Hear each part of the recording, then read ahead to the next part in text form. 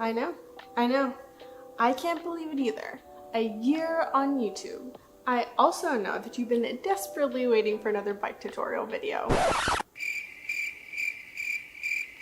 Well, I've been wanting to do one, so here it comes. From learning to traveling adventures, subscribe to my channel and don't forget to hit the little bell icon to be notified when I upload a video every Wednesday.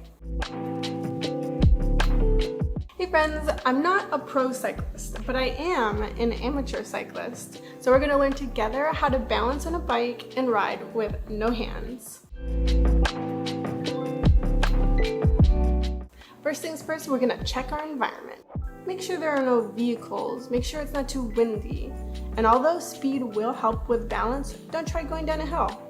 We like flat surfaces in this family. We're gonna start by letting go with just one hand, and then the other. Then maybe ride and give that a try.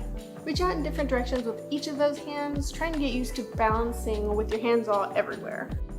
Then we're gonna have our hands a little bit above the handlebar, so if we ever become uncomfortable or we feel like the bike's unstable, then we can just grab on real quick, since we're not too far away from them. This part is just the steps towards the end goal, which is to be able to lean back in your seat or your saddle, however you want to call it.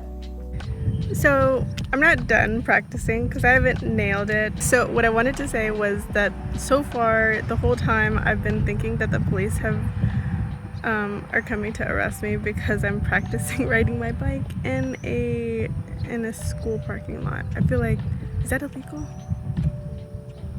It's private property, but it's public school. People can come to the playgrounds. I don't know. We're gonna try to keep our chin up, looking straight ahead, as that'll help a lot with balance.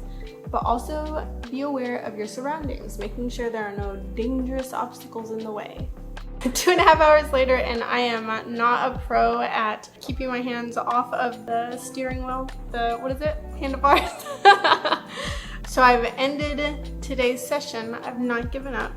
The hardest part was letting go of the handlebars. I think that also my seat is tilted a little forward, so it made it hard for me to stay back in the saddle in order to keep my balance and use my core. Like even the slightest movement made me nervous, and so I right away grabbed back onto the handlebars. I've heard that mountain bikes are easier to let go of the handlebars, but I'll tell you what I still could do though. Still got it. The single-footed rollaway. So I guess the moral of the story is that you might not get it the first time, but keep practicing. Also, a more advanced part of keeping your hands off the handlebars is being able to turn by moving your hips a certain way. I'm not there yet, but I think we can all get there together. So thanks for watching and thanks for sticking around over this past year. I really appreciate it. I hope you learned something of value or were entertained even a little bit in just one of my videos. I'm looking forward to another year of who knows what the heck kind of adventures we're gonna have, but we're gonna have them, we're gonna have fun. So make sure to smash the like button, don't forget to subscribe, and I'll see y'all next week. Bye.